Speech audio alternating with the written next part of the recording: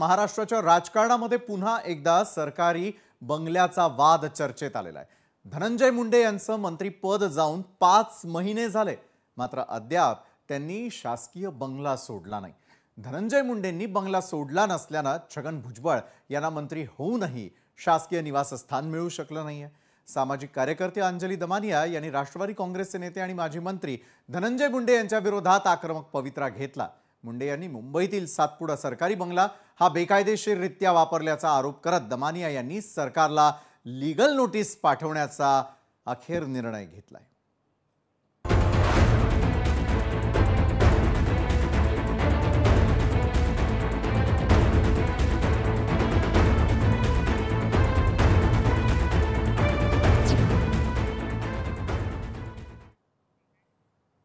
तर मुंडे यांनी मंत्रिपदाची शपथ घेतल्यानंतर त्यांना मलबार हिल इथला सातपुडा नावाचा शासकीय बंगला देण्यात आला होता, पण त्यांनी मंत्रिपदाचा राजीनामा दिल्यानंतर हा बंगला सोडणं हे क्रमप्राप्त होतं।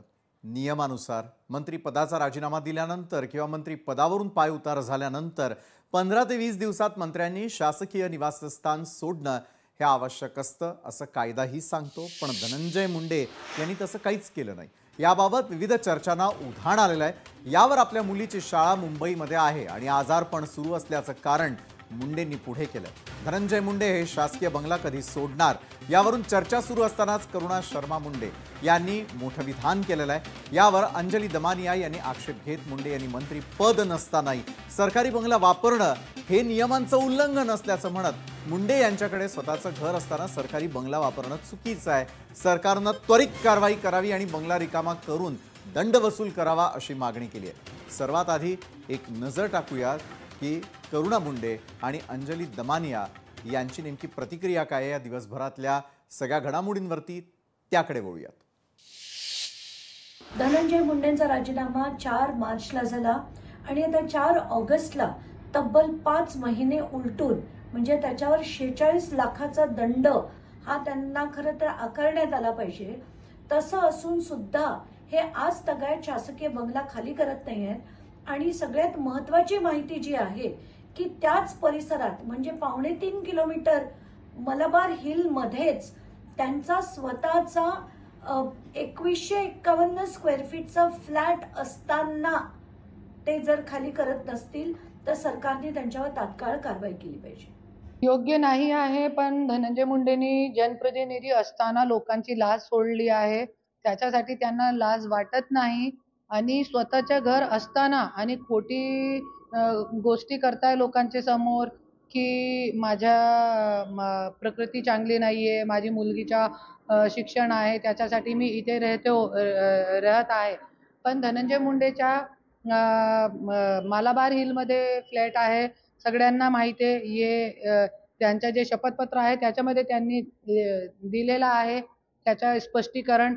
आणि पवईमध्ये पण एक फ्लॅट आहे आणि जे माझा फ्लॅट आहे तो पण त्यांचाही आहे।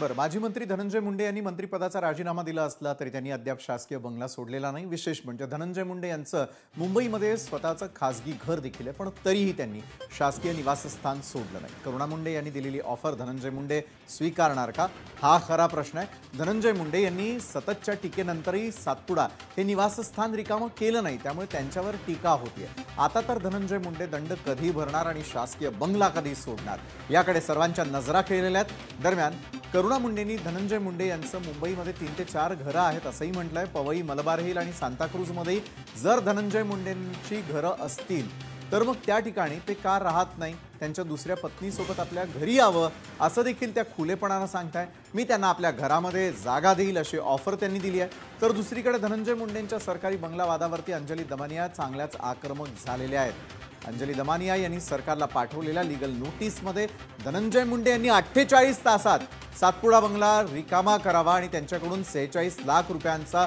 थकीत दंड तातडीनं वसूल करण्यात यावा अशी स्पष्ट मागणी केली आहे। यावरच सविस्तर चर्चा करण्यासाठी आज आपल्या सोबत आहेत राष्ट्रवादी पक्षाच्या प्रवक्त्या रुपाली ठोंबरे पाटील अगदी काही क्षणात जोडल्या जात आहेत, सामाजिक कार्यकर्त्या अंजली दमानिया आपल्या सोबत आहेत आणि करुणाजी मुंडे देखील आपल्या सोबत आहे। अंजली ताई, मी आपल्याकडे येईल। काय होतं ना की घाम गाळायचा, पैसा कमवायचा, टॅक्सेस भरायचे आणि हे सगळं करून झाल्यानंतरही मंत्र्यांना एक विशेष स्थान मिळतं आणि सर्वसामान्य माणूस मात्र छोटीशी चूक केली तरी दंड भरताना आपल्याला रस्त्यावरती पाहायला मिळतो. मग ही विशेष ट्रीटमेंट का, कशासाठी? अंजलीताई, आपण हे सगळं का सहन करावं? खरं सामान्य माणसाच्या भावनांना किंमत नाही. त्यांना म्हणजे मर मेहनत करून आपण कर भरायचा, रोड टॅक्स भरायचा, अमुक टॅक्स भरायचा, अगदी दुनियाभरचे सगळे टॅक्सेस भरायचे, तरी आपल्याला वाईट रोड्स, खड्डे असलेले रोड, नळाला पाणी नाही आणि या असंख्य गोष्टींना आपण सगळं म्हणजे भोगतोय. आपण हे सगळी आपल्या कर्माची फळं आहेत ती, कारण आपण अशा लोकांना निवडून दिले की ते तिथे जाऊन त्यांचं जे आत्ताच्या घटकेला आपण म्हणू ना दबदबा, दहशत, असे अनेक शब्द मला सुचतायत. पण मला असं वाटतं की आपण काय करतोय आणि हे कसं बदलणार, त्यासाठीच आपण काही लोकांनी आता लढणं गरजेचं आहे. आणि मलाही तेच वाटतं, कारण माझी काही धनंजय मुंडेंची पर्सनल ओळखही नाही आणि दुश्मनही नाही आणि करून घेण्याची इच्छाही नाही. पण मला असं वाटतं की एक धनंजय मुंडे त्यांनी 4 मार्चला राजीनामा दिला, तर त्यांनी 8 दिवसाच्या आत खरं तर ते घर खाली करून देणं क्रमप्राप्त होतं. 8 नाही, आपण 15 दिवसाची मुभा त्यांना सरकारकडनं दिली गेली. असं असताना तेव्हा त्यांचं घर, हे जे आपण आज बोलतोय ना वीर भवन नावाच्या बिल्डिंग मध्ये 902 नंबरचा फ्लॅट, आता केव्हापासून आहे? तिथे त्यांना काम चालू करायचं असतं तर त्यांनी ते काम केव्हाच चालू केलं असतं, महिन्याभरात तिथे मूव्ह झाले असते. पण तसं करायचं नाही, कारण देवेंद्र फडणवीस माझे मित्र आहेत, कारण अजित पवार माझे मित्र आहेत. मला कोण काढणार आहे घरातनं बाहेर? मी हवा तर तो दंड भरेल, नाही वाटलं नाही भरणार. 46 लाख काय, तुम्ही 10 कोटी रुपये दंड केलात तरी मला कोण विचारणार आहे आणि कोण मला भरायला लावणार आहे?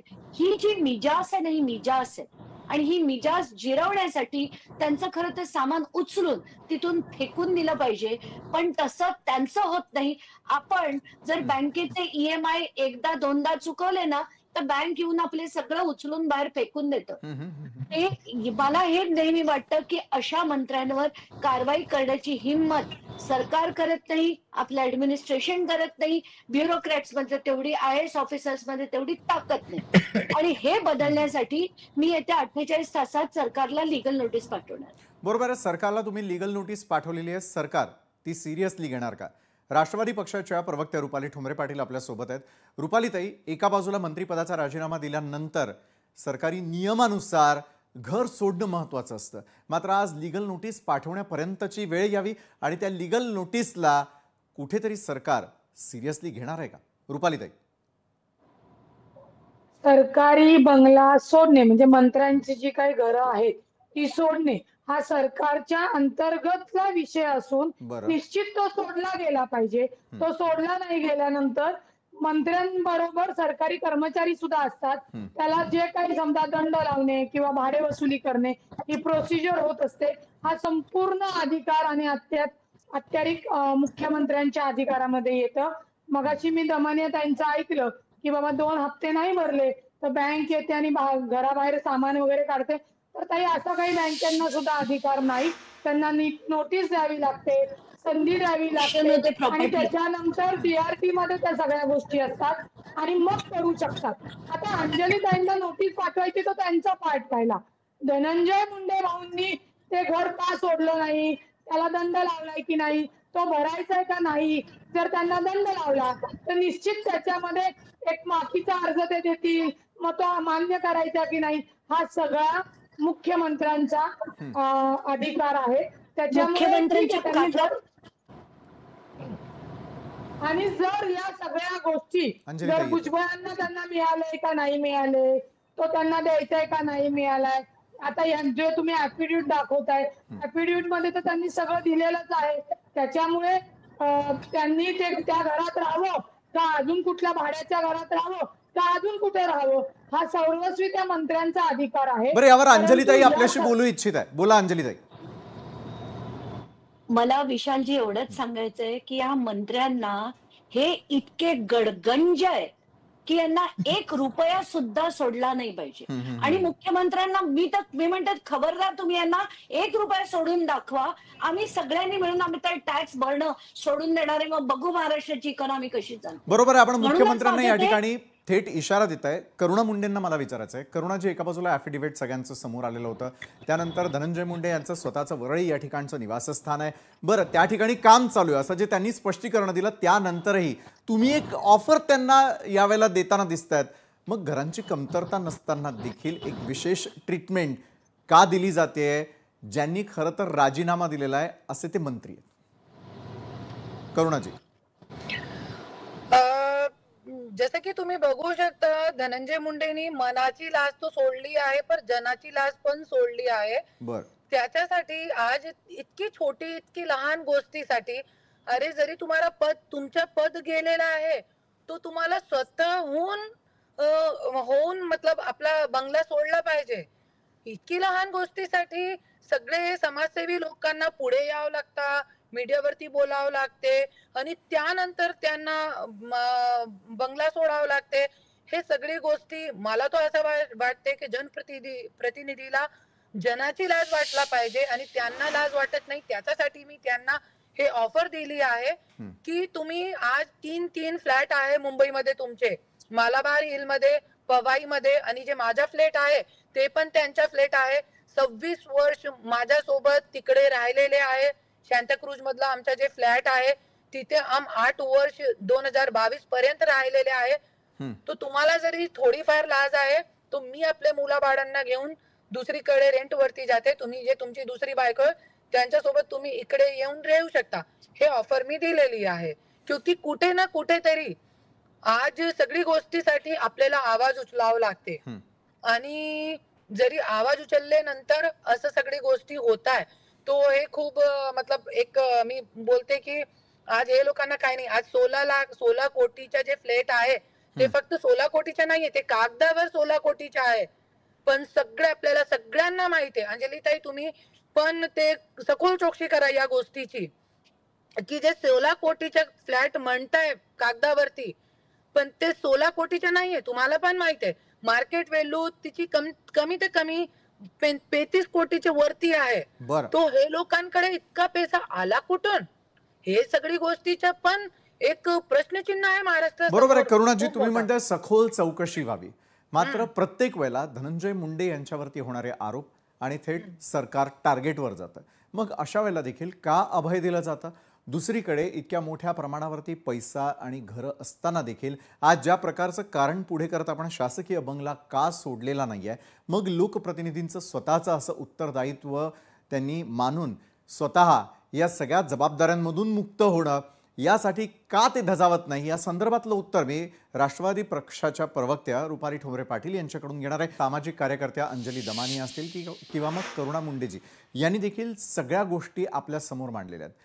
लोकप्रतिनिधींचं उत्तरदायित्व असतं की जे जे त्यांना मिळतं आहे त्याचं उत्तरही त्यांना द्यावं लागतं आणि ज्यावेळेला टीका होते त्यावेळेला त्या पदांवरून बाजूलाही व्हावं लागतं. एका बाजूला मंत्रिपदाचा राजीनामा दिला जातो, मात्र समोर दिलेली जी कारणं आहेत बंगला न सोडण्यासंदर्भातली, उत्तरदायित्व या लोकप्रतिनिधींचं आहे की नाही? रुपालीजी. एक लक्षात घ्या, मंत्री असो किंवा लोकप्रतिनिधी जे आहेत त्यांचं नक्कीच उत्तरदायित्व आहे. हे जेव्हा मंत्री होतात किंवा लोकप्रतिनिधी असतात, मंत्री झाल्यानंतर त्यांना जो घर भत्ता असतो, गाडी भत्ता असतो, या सगळ्या गोष्टीचा विचार करता, जसं धनंजय मुंडे भाऊ यांनी समजा राजीनामा दिल्यानंतर त्यांना त्या घरातनं जे काही जाण्याचं आहे त्याचा तो दंड लावण्यात आलेला आहे. ते त्याचा दंड भरतील. आता त्यांच्या इतर प्रॉपर्टी आहेत, ते का तिथं गेले नाहीत, त्यांनी तिथंच गेलं पाहिजे, हा विषय म्हणजे बोलण्याचा आमच्या अखत्यारीतला तरी म्हणजे मला तरी तो बोलण्याचा हे वाटत नाही. जर त्यांनी तो बंगला सोडलेला नाहीये तर त्याच्यात जो काही घरभत्ता असेल तो त्यांना दंड लावलेला आहे, तो ते दंड भरतील. मग पुढे काय, म्हणजे त्या गोष्टीची त्यांना ती जाणीव असेलच ना. त्यांनी का घर सोडलं नाही, त्यांनी त्यांच्या मुख्यमंत्र्यांना विनंती केली असेल, भुजबळ साहेबांची विनंती वेगळी असेल. कारण का जेव्हा जेव्हा या मंत्र्यांना ही घरं मिळतात, लक्षात घ्या, ते जेव्हा दरवेळी मंत्री हे वेगवेगळे असतात, त्यावेळेला हे मंत्री तिथे विनंती अर्ज करतात. जसा विरोधी पक्ष जेव्हा देवेंद्र फडणवीस साहेब होते तेव्हा त्यांनी तो सागर बंगला घेतला नाही, तेव्हा माननीय अजितदादांनी विनंती केली होती की बाबा देवगिरीज बंगला ठेवण्यात यावा. हा त्या मंत्रिमंडळातल्या अंतर्गत एकमेकांना आपण समजू की समजू एकमेकांच्या एक अंतर्गत विषय आहे आणि तो मान्य करायचा का नाही करायचा हे मंत्रिमंडळाचे प्रमुख बरं. मुख्यमंत्री मग रुपालीताई, जेवढा समजूतदारपणा बंगल्यांच्या वाटपामध्ये केला जातो तितकंच उत्तरदायित्व घेऊन केलेल्या कारवाईला किंवा आलेल्या नोटिशीचं उत्तरदायित्व म्हणून का होईना बंगला सोडण्याची कृपादृष्टी दाखवली जाणार का? एक लक्षात घ्या, त्यांना माहिती आहे की ते काय आज मंत्री नाहीयेत की तो बंगला सोडावा का लागेल, कारण का त्यांच्याकडे जे मंत्रीपद होतं ते दुसरीकडे गेलेलं आहे आणि ती मंत्री लोक वेटिंगला आहेत.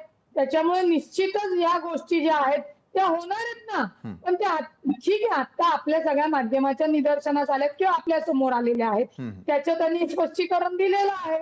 ते असं आहे का की नाही धनंजय मुंडे म्हणे मी हा बंगला सोडणारच नाही, असा तर विषय नाहीये. बरं अंजलीताई, तुम्ही ज्या प्रकारे मंत्रिमंडळ 48 तासांचा अल्टिमेटम आणि नोटीस देण्यात आलेली आहे ते जर घडलं नाही किंवा बंगला सोडला नाही तर पुढे काय? नाही तर लीगल नोटीस आपण एवढ्यासाठी देतो की याच्यावर आता पुढची कारवाई करणं गरजेचं आहे. आता हे पण मी माझ्या लोकायुक्ताच्या पिटिशन मध्ये सुद्धा मी ऍड करणार आहे, कारण त्या पिटिशन मध्ये दोन गोष्टी आहेत. एक म्हणजे ऑफिस ऑफ प्रॉफिट आणि दुसरं करुणा मुंडेंचं पण मी त्याच्यात लिहिलेलं आहे आणि त्या व्यतिरिक्त कृषी घोटाळ्यातला झालेला भ्रष्टाचार. आता कोणी म्हणेल की बाबा आताच्या हायकोर्टाच्या रुलिंग मध्ये त्यांना क्लीन चिट दिली आहे, तर ती फक्त टेंडरिंग प्रोसेस साठी लिमिटेड असं पिटिशन होतं. आता माझ्या पिटिशन मध्ये झालेला भ्रष्टाचार म्हणजे मला किरकोळ दराचे मिळतं 90 रुपयाला ते धनंजय मुंडेंनी 220 रुपयाला का घेतलं, असा जो प्रश्न होता, या सगळ्या गोष्टी मी मांडल्यात. त्याच्यात मी हे सुद्धा मांडणार आहे की कुठल्याही मंत्र्यांनी जर 15 दिवसात खाली केलं नाही, 1 महिना लावला तर आपण समजू शकतो. पण 4 मार्च पासून 4 ऑगस्ट उलटून गेलेला असताना 5 महिने झालेले असताना कुठल्या हक्काने ते तिथे राहतात हे थोडा. बरं रुपालीताईंना या संदर्भात काहीतरी बोलायचं आहे. रुपालीताई बोला. एकच मिनिट बोला अंजलीताई बोला. हा, मला एकच मिनिट ते पूर्ण करू दे. आता त्यांनी 5 महिन्यात आधी ते काहीच बोलले नाहीत, म्हणाले माझ्या वेगवेगळ्या आजारपणांमुळे मला देता येत नाही. आता या आजारपणामध्ये त्यांना जे बेल्स पॅल्सी झालंय, ज्याला आपण फेशियल पॅरालिसिस म्हणतो, हा एक अतिशय किरकोळ आणि न्यूरोलॉजिक डिसऑर्डर आहे आणि ज्याला जास्तीत जास्त 4 आठवडे लागतात. एकीकडे आपण बघतोय ते मोठ्या मोठ्या मीटिंग्स गाजवतायत, तिथे बोलतात सगळ्यांशी, पण माध्यमांशी बोलताना कुठल्याही पत्रकारांनी फोन केला की ते म्हणतात मला बोलता येत नाही. आणि ड्रामा म्हणजे त्यांच्यात सगळ्या याचे त्यांना नॅशनल अवॉर्ड मिळेल इतकी ऍक्टिंग मध्ये त्यांची एक्सपर्टीज आहे. आणि आताच्या घटकेला मला महत्वाचा मुद्दा हा मांडायचा आहे की त्यांचं मलबार हिलचं घर हे 2.9 मी आज गुगल मॅप्स वर लावलं, त्या आत्ताच्या वीर भवन हे त्यांच्या सातपुडा बंगल्यापासून 2.9 किलोमीटरवर आहे. ज्या माणसाला जर जरा पण लाज असती, जसं मगाशी करुणाताई म्हणाल्या जनाची नाही मनाची जरी लाज असती, तर त्यांनी ताबडतोब ते काम ठीकठाक करून एखादा माणूस तिथे राहायला गेला असता. पण तसं झालेलं आपल्याला दिसत नाही. आणि पण असं नाहीये की तिथे काम चालू आहे, काय काम चालू नाही. अगोदर त्या राहत होते तिकडे, तिथे कोणीही काम चालू नाही. पूर्ण खोटारडी बाते त्यांच्याकडे आहे. अगोदर सांगितलं की माझ्याकडे घर नाहीये, आता घर आला तो त्याच्यामध्ये रिनोव्हेशन का काम चालू आहे. पूर्णपणे खोटारडी बाते. जरी उद्या मला वाटतं माध्यमांनी जाऊन तिथे खरंच काम चालू आहे का बघावं. बरोबर आहे. निश्चितच चौकशीची वेळ आलेली आहे, कुठेतरी सत्यता पडताळण्याची वेळ आलेली आहे. रुपालीताई अगदी थोडक्यात, कारण आपली वेळ लोकांच्या समोर हे पण यायला पाहिजे. निश्चितच रियालिटी चेक करूयात. हे निर्णय कोण घेणार, कोर्ट घेणार. आपण मीडिया ट्रायल चालवून किंवा कोण काय खोटारडं कुणाचं काय खरं.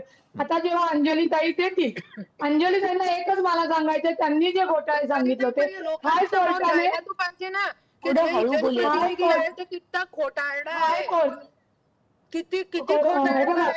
करुणा मुंडेताई मी कौटुंबिक याच्यावर बोलू शकत नाही, कारण का मला माझी चौकट कायद्याची त्याच्यामध्ये आहे. मला काय सांगायचंय, मला काय म्हणायचंय की तू जर अंजलीताईंनी नोटीस पाठवली तर आम्ही लिगली बोलू त्याच्यामध्ये हायकोर्टने निर्णय दिली आम्हाला मान्य असेल, परंतु तुम्ही अशाच पद्धतीने झालं पाहिजे. अशाच पद्धतीने नाही ना येऊ शकत. म्हणजे जे काही जजिंग करायचंय, विशाल भाऊ तुम्ही नाही ना जजिंग करणार. अंजलीताई बोलतायत, मी बोलते, समजा करुणाताई बोलतायत, ह्या सगळ्या बोलत असताना तुम्ही निर्णय देऊ शकत नाही, ठीक आहे, तुम्ही निश्चितच legal notice न्यायालयासमोर जी खरी आम्ही बाजू आहे legal ती मध्ये मांडणं देऊ. अत्यंत आवश्यक आहे. आणि रुपालीताई, तुम्ही म्हणतायत की न्यायालयासमोरच बाजू मांडली जाईल आणि त्यानंतर निर्णय घेतला जाईल. बरं, येत्या काळामध्ये काय होतं, रियालिटी नेमकी काय आहे, खरोखर खोटं बोललं जातंय का, करुणाजी मुंडे यांनी दिलेली ऑफर स्वतः धनंजय मुंडे स्वीकारतात का, या सर्व गोष्टींकडे आपल्या सगळ्यांचं लक्ष असेल. कारण दिलेलं अल्टिमेटम संपण्यासाठी देखील काही कालावधी जो आहे तो शिल्लक आहे. मात्र सरकारी नियमांनुसार, त्याचबरोबर न्यायालयीन निर्णयानुसार काय काय होतं यावरती आमची देखील पूर्ण नजर असेलच. धन्यवाद रुपालीताई, अंजलीताई आणि करुणाजी, आपण आमच्या या पूर्ण संवादामध्ये सामील झालात.